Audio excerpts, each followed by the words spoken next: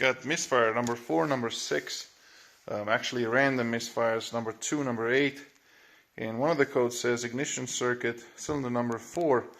That would be on the coil, and taking a closer look, these coils are not completely plugged in. That is, look at that. In fact, this one is almost plugged in all the way. So let's see, unplugged, unplugged, unplugged, kind of plugged. And then here, that one looks kind of plugged, unplugged, unplugged.